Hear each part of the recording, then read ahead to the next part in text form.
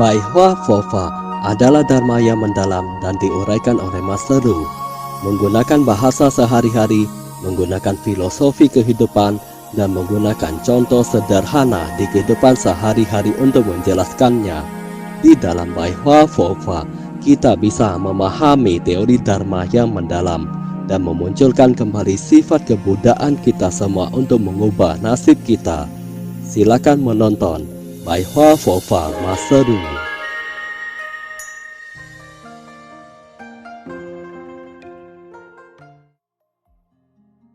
百花佛法广播讲座episode 35 Memohon jalan kebudayaan menyelamatkan semua makhluk. Ada dua macam orang yang jarang ditemui di dunia ini. Dalam Tripitaka dikatakan, ada dua macam orang yang jarang ditemui di dunia ini, bagaikan bunga udumbara yang sulit ditemui. Itu karena bunga tersebut sangat sulit mekar. Yang pertama, seseorang yang tidak berbuat jahat. Yang kedua, bertobat setelah menyadari kesalahannya. Orang semacam itu sangat sulit ditemui. Seperti yang saya katakan tadi, ada dua macam orang yang sangat sulit ditemui di dunia ini. Itu bagaikan bunga udumbara, yang artinya kita sangat sulit bertemu dengan orang semacam ini. Apa saja dua macam orang ini? Yang pertama, tidak berbuat jahat. Orang semacam ini tidak pernah berbuat kejahatan. Orang semacam ini sangat sulit ditemui. Masih ada satu lagi, yaitu Anda langsung bertobat ketika menyadarinya. Kebanyakan dari kita termasuk dalam golongan orang tipe kedua. Tidak ada orang yang tipe pertama, karena tipe orang pertama hanya ada di alam langit, sedangkan kalian sudah ada di tingkat terbawah dari 3 alam kebaikan. Kita harus bertobat setelah menyadarinya. Orang semacam ini sangat sulit ditemui. Orang yang langsung mengakui kesalahannya adalah orang yang sangat sulit ditemui. Ada berapa banyak orang yang bersedia mengakui kesalahannya sendiri. Mereka selalu berusaha mencari berbagai alasan dan melemparkan kesalahannya pada orang lain. Apakah orang ini termasuk orang baik? Bahkan, sepasang suami istri saja masih saling mencari kesalahan. Ini semua salahmu. Kalau begitu, mengapa mereka selalu mencari alasan? Jika hebat, Anda harus bisa langsung mengakui kesalahanmu. Maaf, ini salah saya. Saya akan memperbaiki diri. Ini baru adalah orang baik. Sama juga dengan hal ini, dikarenakan ikrar yang Anda buat dan pikiran donatur berbeda, maka pahala kebijaksanaan dan balasannya juga akan berbeda.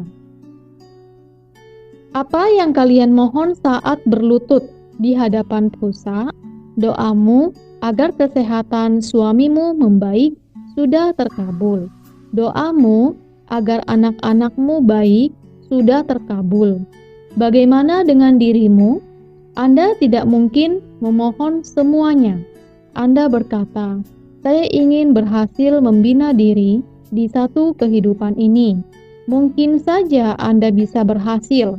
Jika tingkat pembinaanmu ditingkatkan lagi, apakah kondisi keluargamu akan membaik? Kehidupan manusia dituntun oleh tekad dan tindakan.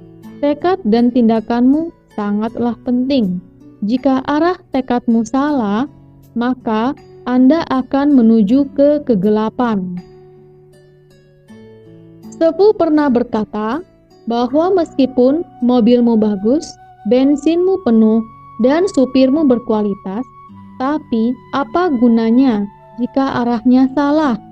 Jika arahnya benar, maka Anda akan menemukan tujuan, terang, dan masa depanmu. Anda harus tahu apa yang ingin Anda kejar. Praktisi Buddhis harus membuat sumpah agung. Semakin tinggi tekadmu, maka kemajuanmu akan semakin besar. Kwan Seum Pusa Saya harus berhasil membina diri di satu kehidupan ini. Saya ingin menjadi Pusa. Jika Anda menjadi Pusa, bukankah keluargamu akan dilindungi oleh Dewa Pelindung Dharma? Apakah Anda masih perlu memohon perlindungan untuk satu persatu anggota keluargamu? Anda cukup mengatakan satu kali untuk memohon semuanya.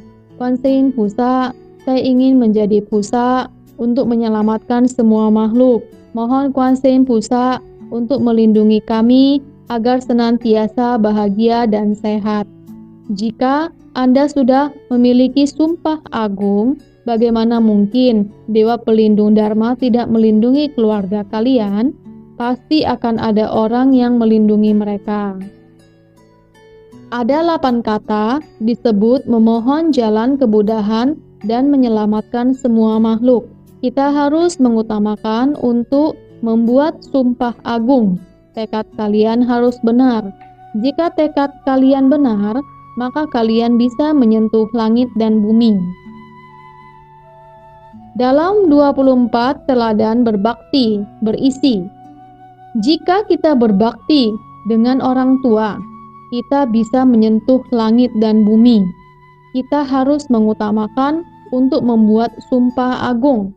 Sebelum Anda memberi penghormatan kepada Buddha, maka Anda harus membuat sumpah agung terlebih dahulu. Sumpah agung merepresentasikan kebijaksanaan dan welas asihmu. Saat seseorang memiliki sumpah agung, itu berarti Anda sangat welas asih dan bijaksana. Contohnya, ketika Anda masih sekolah, Anda berkata, "Saya harus menjadi ilmuwan. Saya harus ini dan itu." Jika praktisi Buddhis bisa membuat sumpah agung dengan penuh ketulusan, maka kerohanianmu akan memasuki hati kebudahan dan menyempurnakan segala ajaran Bodhisattva. Apa itu ajaran Bodhisattva? Segala hal yang menyangkut tentang Bodhisattva, itu termasuk tindakan, perkataan, dan pikiran. Itulah ajarannya.